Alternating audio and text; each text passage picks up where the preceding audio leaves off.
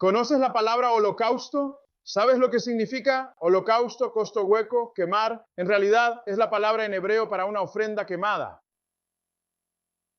¿Saben, hermanos y hermanas, qué es lo que hará Dios en los últimos días con el pecado? Lo va a incinerar. Esa será la solución definitiva para todo.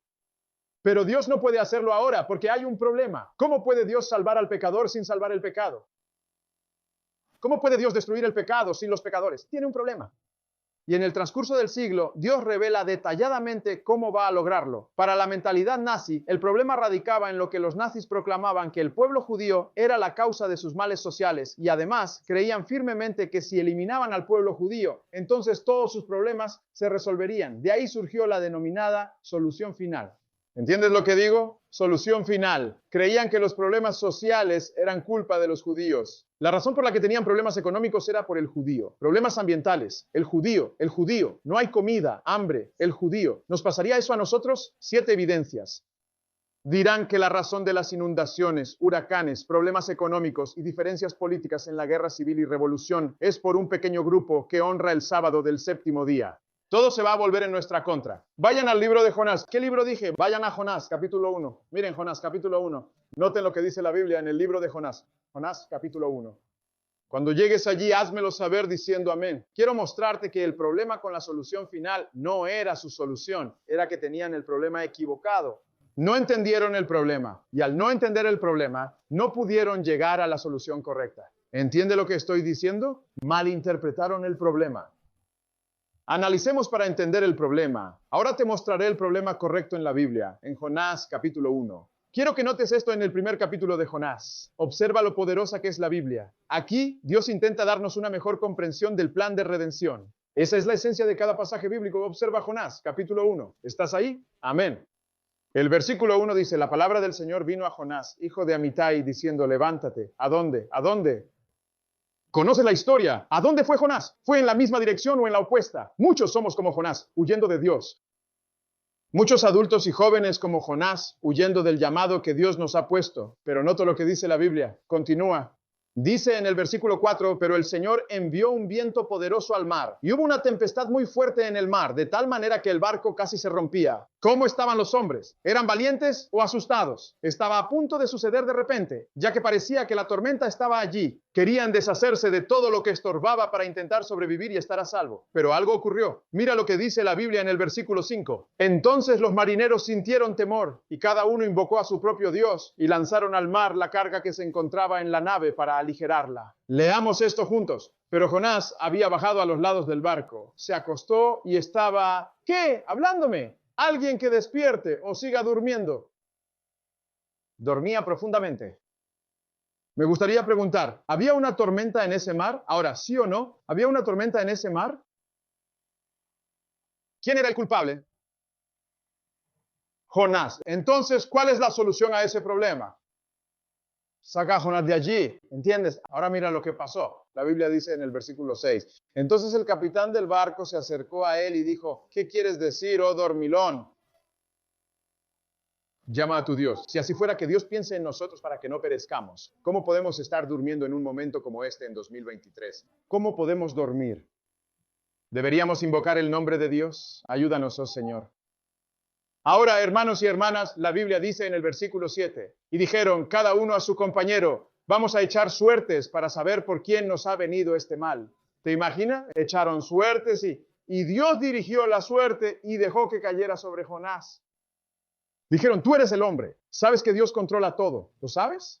Entonces la Biblia dice en Felipe y Juan, versículo 8. Luego le dijeron, dinos, te rogamos, ¿por quién? ¿Cuál es la siguiente palabra? Entonces, ¿qué hicieron? Estaban tratando de identificar la causa del problema. Dijiste que cuando tienes un problema debes identificar la causa o llegarás a una solución incorrecta. Si alguien está enfermo, ¿cómo empiezas a intentar curarlo? Primero es necesario identificar la causa fundamental. Pero no tendremos el ministerio de sanación. Primero es entender la causa. Así empiezan a intentar entender esta causa que nos afecta. ¿Cuál es tu ocupación? En otras palabras, ¿qué trabajo? Oh, estás haciendo un mal trabajo, hermano. Él dice, ¿qué? ¿Cuál es tu ocupación? ¿Qué sucede? ¿Cuál es tu país? ¿Y de qué pueblo eres? Versículo 9. Y él les dijo, soy lo que él sopló, temo al Señor, dijo, lo sé, sirvo al Dios que hizo todo esto. Estás viendo el versículo 10. Entonces se asustaron mucho. Dijeron, bueno, entonces lo hiciste. Porque los hombres sabían que él había huido de la presencia del Señor, porque él lo dijo. Versículo 11. Entonces preguntaron, ¿qué haremos? ¿Estás al tanto de lo que él expresó? Manifestó que si me eliminan de aquí, la tormenta cesará. ¿Querían deshacerse de ellos? No, tuvieron compasión. Dijeron, no queremos hacer eso. Y así comenzaron a deshacerse de todo. Empezaron a tirar sus televisores. Empezaron a tirar todas sus... La comida no estaba buena, la tiran. La tormenta no paró. Finalmente dijeron, ¿sabes qué? Mejor hagamos lo que él dice. Lanzaron a Jonás al mar. ¿Y adivina qué? La tormenta paró. ¿Por qué? Jonás era el problema. La eliminación de Jonás trajo una solución. ¿Entiendes? Si el judío hubiera sido el problema, entonces la eliminación del judío habría traído la solución. Pero el judío no era el problema. Eso fue un malentendido respecto al problema. Ahora, en caso de que no sepas exactamente lo que estamos estudiando en este preciso momento, ayer estuvimos hablando acerca del sueño. Dormir, despertar o seguir durmiendo. Nunca despertamos o seguimos durmiendo, pero entiendes, ahora estudiamos. Comprender el problema, entender qué específicamente estamos enfrentando dificultades actualmente, sí o no, tenemos un inconveniente.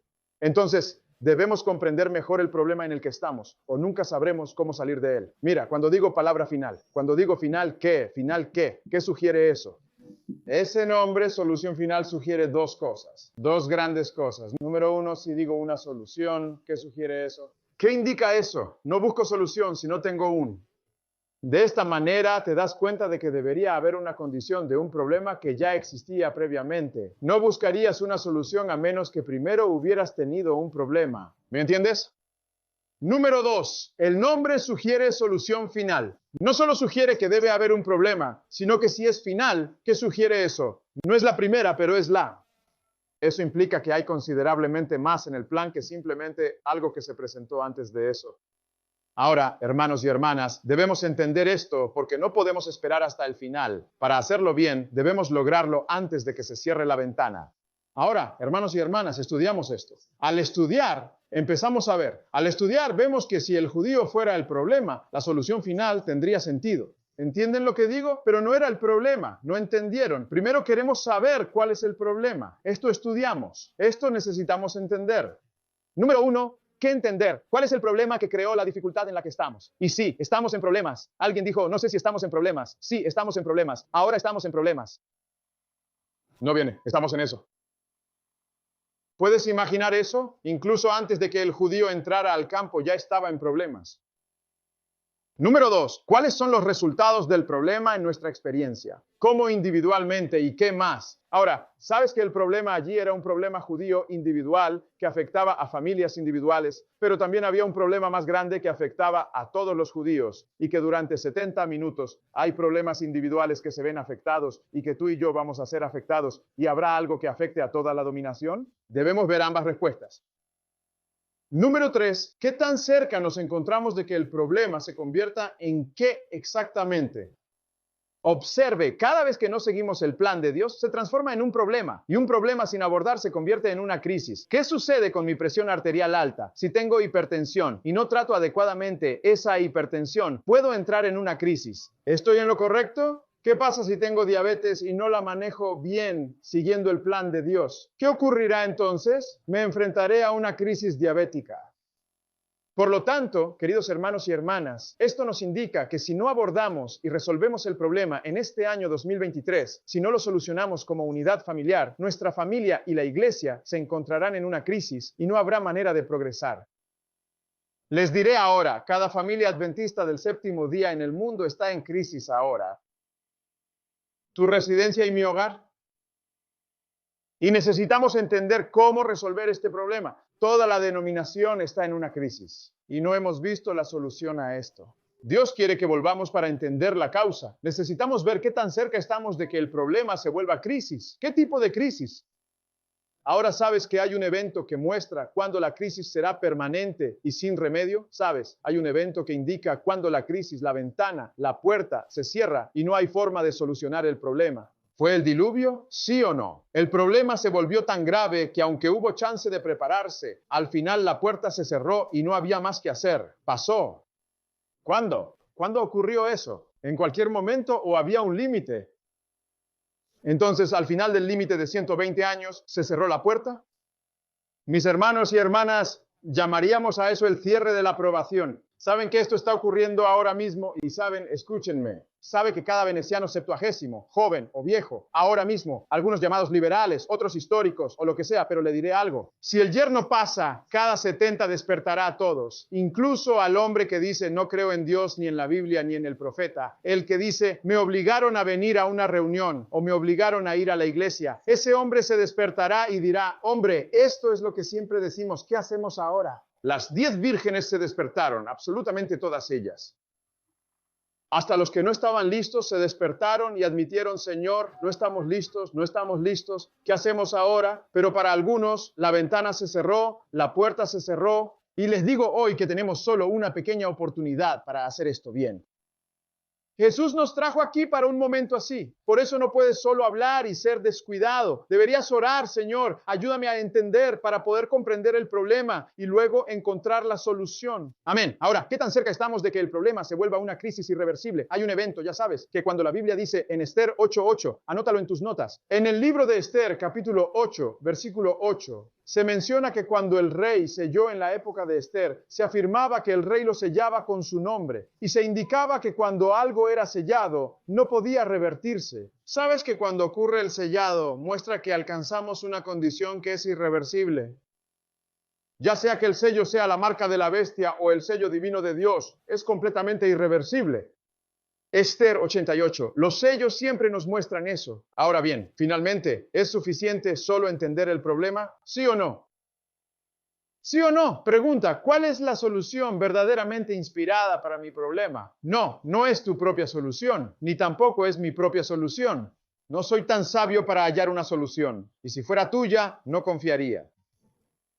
Para que funcione, debe ser, ¿de quién crees que es la solución? La de Dios. Una solución divina e inspirada. Dios quiere que lo entendamos. Aquí hay 4 cosas que hacer. No lo terminaremos todo. Nos estamos acercando, pero queremos entender el problema. Eso hacemos ahora. Hoy estudiamos para entender el problema. No lo terminaremos, pero intentamos comprenderlo para analizarlo y hallar soluciones. ¿Qué dices? Que podemos trabajar juntos como un equipo y salir del problema para que estemos seguros. ¿Quieres algunas soluciones? ¿Sí o no? Aquí se reunieron. Esta es la solución de Satanás ahora. Ya no es la Alemania nazi, ¿ves? Mira lo que Satanás intenta lograr. Dice el testimonio 472. A medida que el pueblo de Dios se acerca a los peligros de los últimos días, Satanás consulta seriamente con sus ángeles para el plan más exitoso de hacer ¿qué?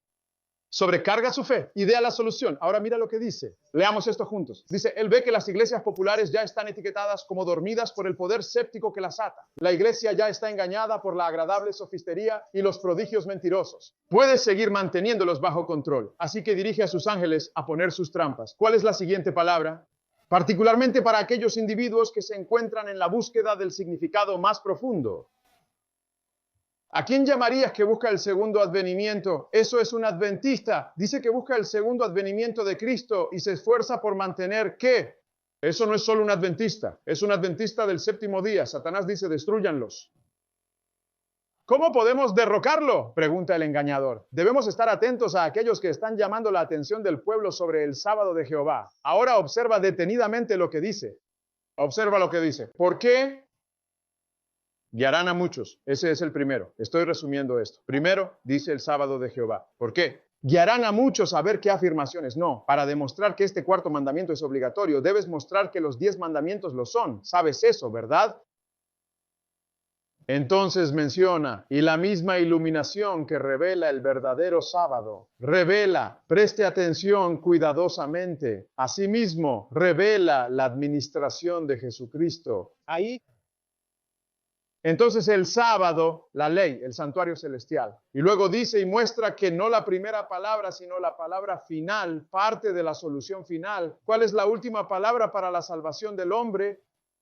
En resumen, Satanás sabe que la obra no ha terminado, pero hace que todas las demás iglesias, las iglesias evangélicas, piensen que el trabajo está terminado. Porque si crees que ha terminado, no intentas correr una carrera, no intentas ganar un juego. Si crees que el juego terminó, te imaginas un equipo perdiendo por 3, pero pensando que el juego acabó, simplemente se levantan y se van. Perdieron, dejan el estadio, perdieron.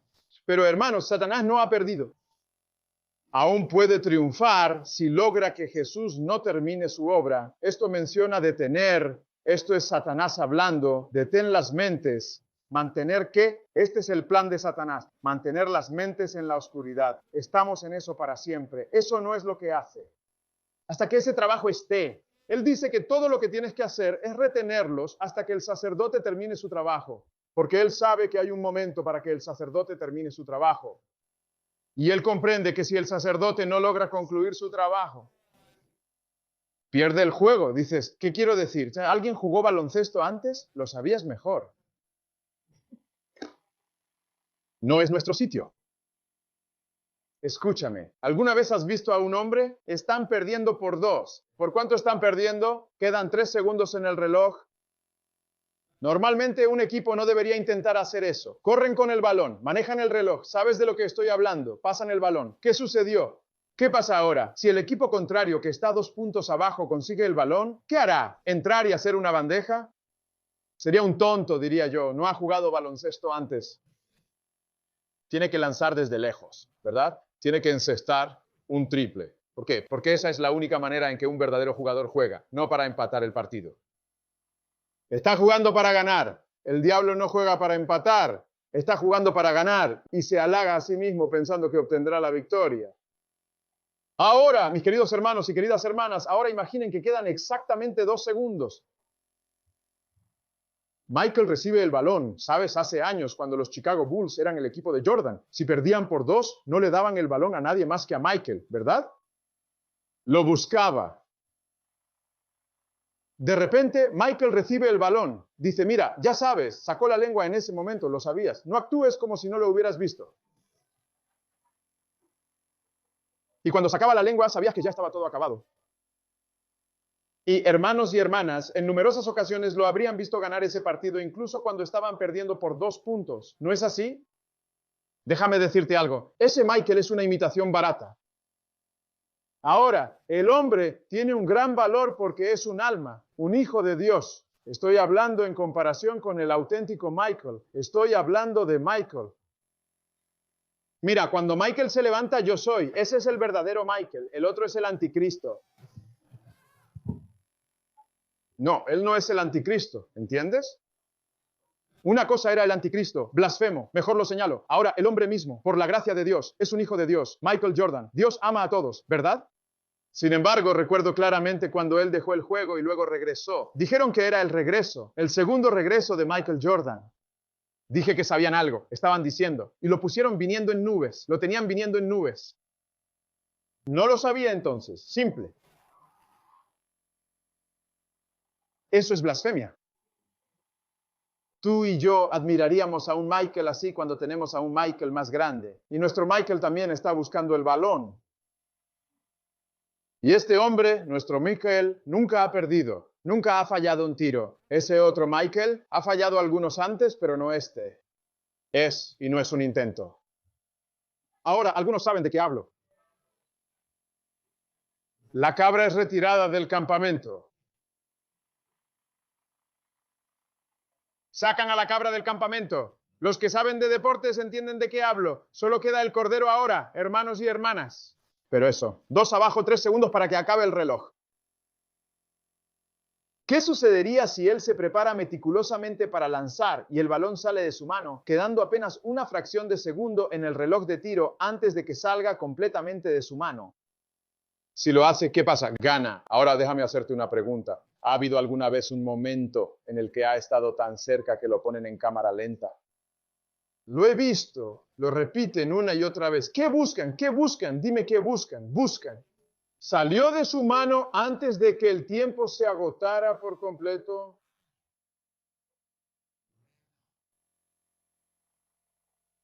¿Qué pasa ahora? Hubo un juego. ¿Dónde? En la cárcel.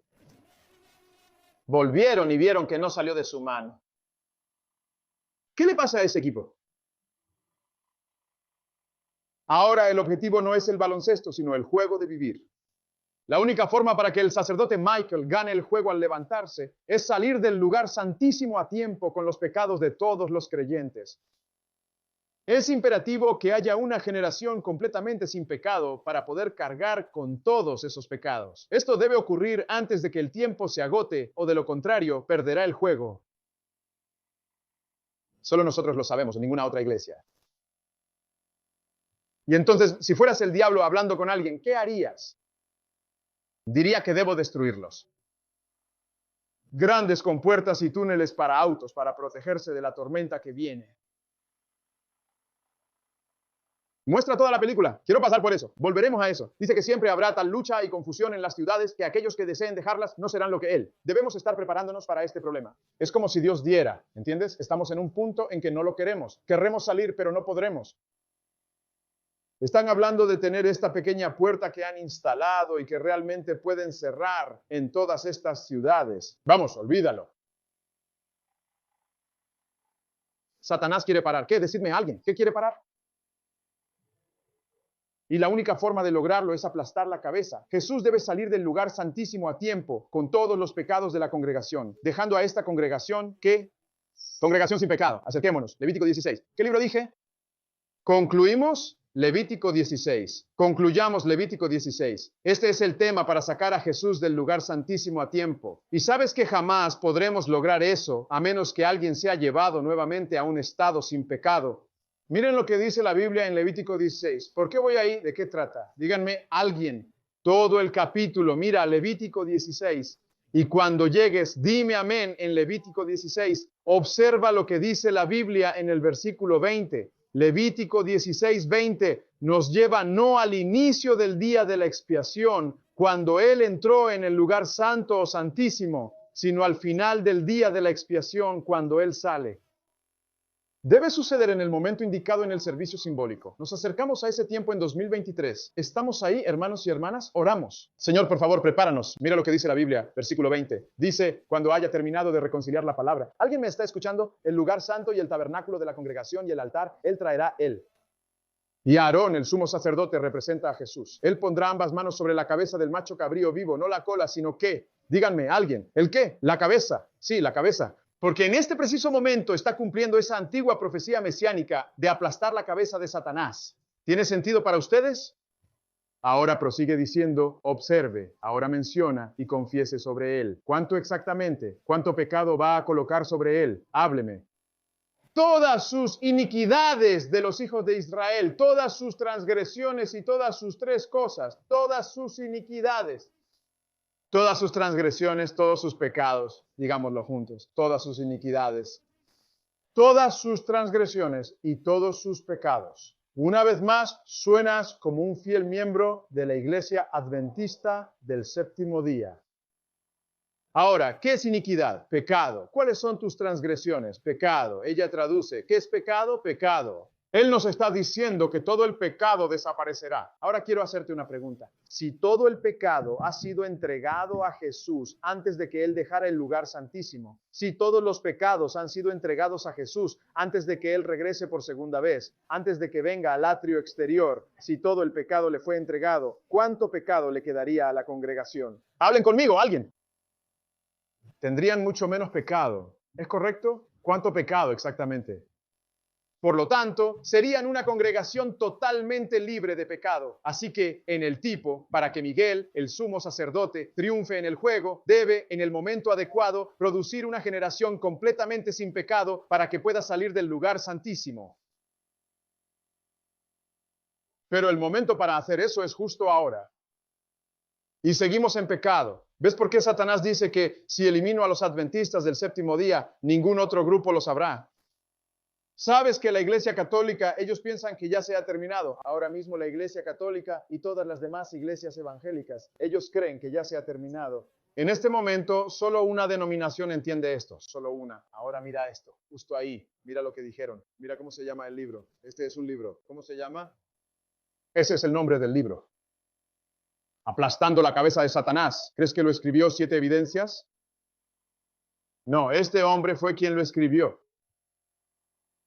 Fraile James Wanza. ¿Sabes quién es? Es un sacerdote católico. Escribió La cabeza de Satanás cristiano. La victoria de la Virgen María sobre el anticristo. ¿No entienden Génesis 3:15? ¿Creen que esa mujer y yo pondremos enemistad entre ti y la mujer? ¿Creen que es María? No entienden Génesis 3:15. Como resultado creen que todo ha terminado. Piensan que acabó. Ahora, hermanos y hermanas, Satanás cristiano dijo que las vírgenes de María predijeron vencer al anticristo. No lo compraría en Amazon. ¿Qué opinan? Dios nos dio la respuesta a esto. ¿Sabe que cada institución que Dios dio a los adventistas del séptimo día es para prepararnos para este tiempo? Todas las editoriales, escuelas, fábricas de alimentos, todo eso. Y Satanás dice, debo quitar todo lo dado a los adventistas del séptimo día. Debo quitar todo. ¿Puedes ponerlo rápido? Gracias. Debo eliminar cada 7 minutos. Y entonces él dice, quiero eliminar todas las instituciones. Déjame decirte algo ahora mismo. Cada institución que tenemos como adventistas del séptimo día ha sido tomada por el mismo diablo. Nuestras instituciones educativas, nuestras instalaciones de atención médica, absolutamente todo ha sido absorbido por nuestras fábricas. Recuerdo hablar con un hombre que entregaba para una de nuestras fábricas. Dijo, ¿cómo pueden 7 adventistas entregar a este tonto? Están destruyendo la nación. El repartidor, aunque no contaba con 7, está transportando estos productos. Todo lo que tenemos está destruido por mis hermanos y hermanas. Y Satanás está tratando de impedir que el pueblo de Dios esté preparado. ¿Recuerdas esa maravillosa declaración en el primer lanzamiento del manuscrito 228?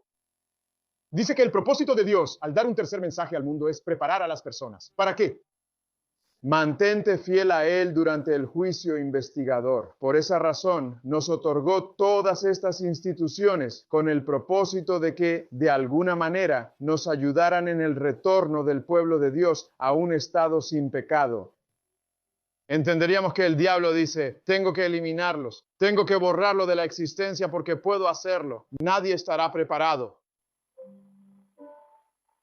Quiero hacerlo. Si logramos esto, Padre Celestial, al prepararnos para cerrar, ayúdanos a ver, Señor, que es crucial que ahora más que nunca comprendamos lo que se debe hacer para ser llevados de nuevo a una posición correcta. Hay un problema, Señor, y no podemos terminar el trabajo así. Algo debe cambiar, un cambio radical, Señor. No podemos hacer nada sin ti. Por favor, ayúdanos, querido Dios, mientras nos preparamos para cerrar. En el nombre de Jesús. Amén. Quería mostrarte algo en la pantalla, pero vamos a Juan 1. Al cerrar, vamos al capítulo 1 de Juan. ¿Sabes? Dicen que en ocasiones una imagen puede valer más que 1000 palabras. Esta pequeña imagen que tenía iba a resumir 1000 palabras que no podía decir. En el capítulo 1 de Juan. En el primer capítulo de Juan, vamos a observar la solución a absolutamente todo. Tendremos que desglosarlo detalladamente, pero descubriremos que el problema que enfrentamos es bastante simple. ¿Alguien recibió el folleto? ¿Todos lo tienen? ¿Recibieron el folleto que dimos anoche? Si no tienes ese folleto, habla sobre la reunión secreta. Necesitas conseguir uno. Lo traeré para la reunión final. No lo tengo ahora, pero si no lo recibiste, nos aseguraremos de que lo obtengas. Al final verás líneas. Al final, observarás que hay líneas presentes allí. Estás familiarizado con esas líneas. Antes de llegar a ese punto, se esperaba que lo revisaras y anotaras las tácticas.